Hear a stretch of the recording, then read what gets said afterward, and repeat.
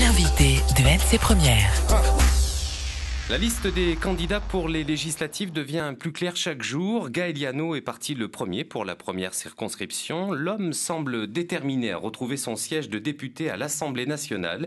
C'est l'invité de la matinale, les questions de Thierry Belmont. Bonjour Gaël Yano. Bonjour. Vous n'avez pas eu l'investiture des Républicains dans la première circonscription. Est-ce que vous êtes un candidat en roue libre ?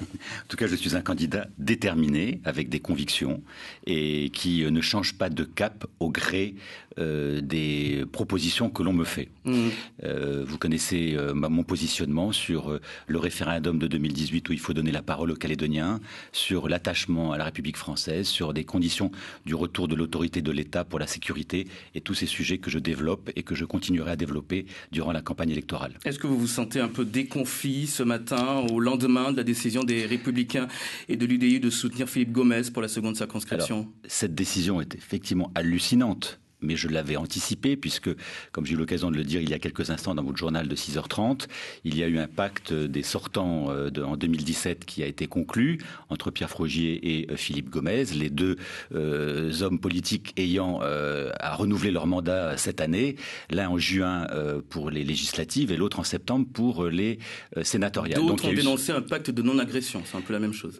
Oui, enfin voilà, je t'aide à être élu député de la deuxième circonscription en juin, tu m'aideras à être réélu sénateur en septembre. Ça, je l'ai dénoncé il y a plus d'un an, donc pour moi, ce n'est pas une nouveauté.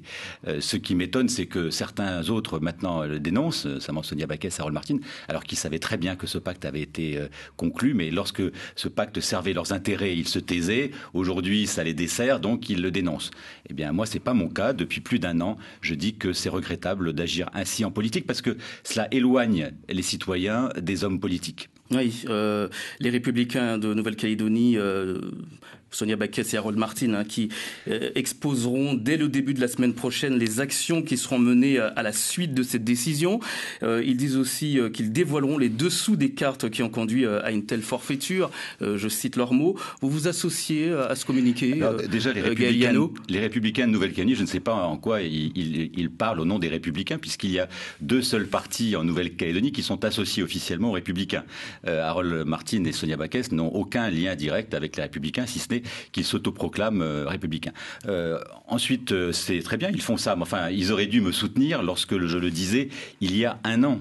Ils ne l'ont pas fait, je dis, parce que ça servait leurs intérêts. Aujourd'hui, ils le dénoncent, tant mieux, il était temps, parce que, eh bien, ça pose un problème, étant donné qu'ils sont candidats aux législatives, et donc ça dessert leurs intérêts. Je dis qu'en politique, si l'élu, si le responsable politique conditionne ses convictions et ses positionnements par rapport à son plan de carrière, à un moment donné, ça pose problème. Et donc, c'est cela, en fin de compte, qui fait qu'aujourd'hui, il y a une coupure entre le citoyen et les responsables politiques.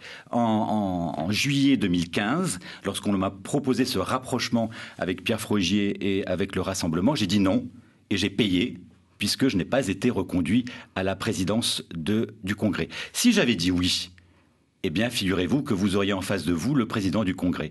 Donc, à un moment donné, il faut savoir faire passer ses convictions, ses valeurs, son engagement avant les postes, avant les fonctions, avant son plan de carrière. En tout cas, c'est comme ça, moi, que je fais de la politique. Donc, vous faites passer vos convictions avant tout, mais est-ce que c'est le moment, en ce moment, donc, d'aller siéger à Paris à la veille d'une consultation importante pour la Nouvelle-Calédonie, Gaël Yano ? Vous savez, siéger à Paris, je l'ai fait pendant 5 ans. Porter la voix de tous les Calédoniens en règle générale, mais également plus particulièrement de celles et ceux qui veulent rester dans la République française.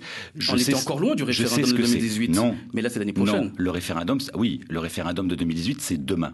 Donc je sais que à Paris, il y aura besoin d'avoir des personnes qui diront haut et fort qu'en 2018, les Calédoniens doivent s'exprimer. On ne doit pas les empêcher de s'exprimer ou leur enlever cette opportunité qui est proposée de dire si oui ou non ils veulent rester dans la République française. C'est bien le message que je fais passer pendant cette campagne électorale. Et si les Calédoniens me font confiance, eh bien au Palais Bourbon, j'irai défendre cette voie-là. Et vous ne serez pas plus efficace, vous n'auriez pas été plus efficace sur place, ici, en Nouvelle-Calédonie ? Mais ça ne veut pas dire que je ne serai pas également sur place. Mais le rôle d'un député, c'est bien de porter la voix de ses concitoyens à Paris. Et on sait très bien qu'à un moment donné où on va avoir des décisions extrêmement importantes pour notre avenir, et notamment en 2018, être à Paris plaider à Paris, faire entendre la voix des Calédoniens à Paris est essentiel puisque l'État aura un rôle majeur, puisque en fin de compte ce statut il sera décidé in fine à un moment donné à l'Assemblée nationale, au Sénat, voire même à Versailles dans le congrès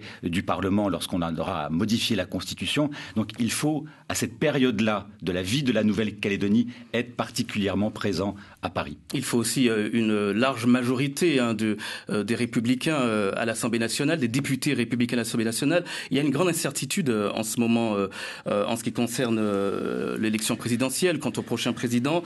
Ça vous inquiète, Gaël Liano ? Moi, je vais vous dire que ce que je vois de la classe politique métropolitaine nationale et de la vie politique me désespère, effectivement. On rappelle que vous aviez soutenu Alain Juppé au départ, mais que vous vous êtes rangé derrière François Fillon. C'est pas que je me suis rangé, c'est que la règle, c'était ça. C'est-à-dire qu'en fait, on propose quelqu'un pour les primaires, mais tout le monde avait pris l'engagement, et j'ai respecté cet engagement, qu'à l'issue des primaires, celui qui serait investi aura le soutien de tous. Et la candidature de François Fillon, malgré sa mise en examen aujourd'hui ? Donc aujourd'hui, moi, je le répète, ma position, elle est simple. Mon cap, c'est de garder la Nouvelle-Calédonie dans la République française. Quand je vois les candidats qui se présentent, quand je vois celles et ceux qui ont une chance de pouvoir être élus président de la République, je me dis qui est le mieux à même pour défendre cette cause, cette conviction. C'est l'ADN de mon engagement politique, le maintien dans la République française. À n'importe quel prix. Et je me dis à n'importe quel prix. Enfin, je ne sais pas ce qu'on entendait par n'importe quel prix, mais en tout cas, moi, je me suis impliqué dans la vie politique maintenant depuis un certain nombre d'années, et je veux absolument que mon île natale reste dans la République française, parce que je sais tous les avantages que nous pouvons avoir et tous les inconvénients que nous aurions si nous étions dans l'indépendance. Si au second tour nous avions Emmanuel Macron et Marine Le Pen... Je termine, oui, excusez-moi, je termine. Donc pourquoi je soutiens François Fillon ? Ça n'empêche pas... C'est vrai, ma déception sur certains comportements, certaines maladresses qu'il a pu accomplir, mais je veux garder ce cap-là. Et je dis que parmi les candidats à la présidentielle, le candidat qui est le mieux à même de nous soutenir dans notre combat pour le maintien dans la République française, c'est François Fillon. C'est la raison pour laquelle, malgré les désenchantements, malgré la perplexité que certains citoyens peuvent ressentir, et je les comprends, eh bien je dis qu'à un moment donné, il faut savoir garder le cap et se rassembler sur l'essentiel. C'est la raison pour laquelle je soutiens François Fillon. Et si les électeurs sanctionnaient François Fillon et qu'au second tour, on avait Emmanuel Macron et Marine Le Pen, vous seriez dans quel camp, Gaël Liano ? Eh bien, je vous propose de me réinviter le lundi 24 avril, et puis je vous donnerai ma position. Moi, aujourd'hui, mon combat politique, mon engagement, c'est de faire en sorte que François Fillon, et je sais que ce sera difficile, soit au deuxième tour des élections présidentielles. Là, vous êtes en train de vous défausser. Vous avez non, quand même... je ne défausse pas. Je dis chaque chose en son temps. Chaque chose en son temps. C'est l'heure de l'édito. Aujourd'hui, nous faisons campagne pour le premier tour des présidentielles. Écoutez, c'est l'heure de l'édito. En ce moment, l'édito du vendredi. Bernard Lachausse a choisi de s'intéresser à votre parcours. Gaël Liano, bonjour. Vous êtes né un 2 juillet comme Pierre Cardin, Lynn Renault ou le mannequin Jerry Hall notamment, mais pas d'homme politique dans la liste. Pourtant, la politique vous titille très tôt, puisque durant vos études parisiennes, vous êtes déjà un militant actif au RPCR, tout en présidant l'Association des étudiants calédoniens.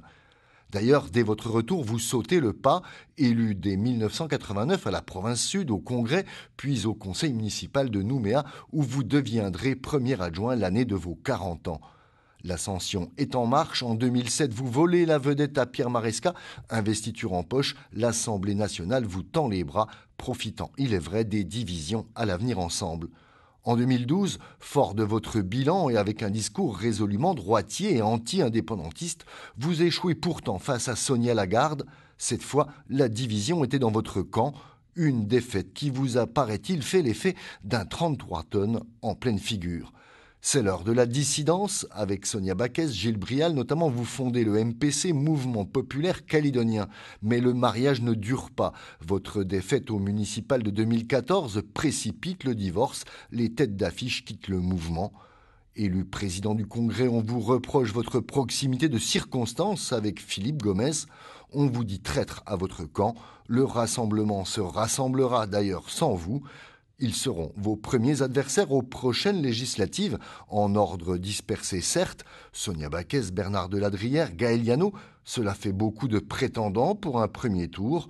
Ne craignez-vous pas de revivre l'échec de 2012 ? La question vous est posée, Gaël Liano. Ne craignez-vous pas de revivre l'échec de 2012 ? Vous nous répondez dans quelques instants.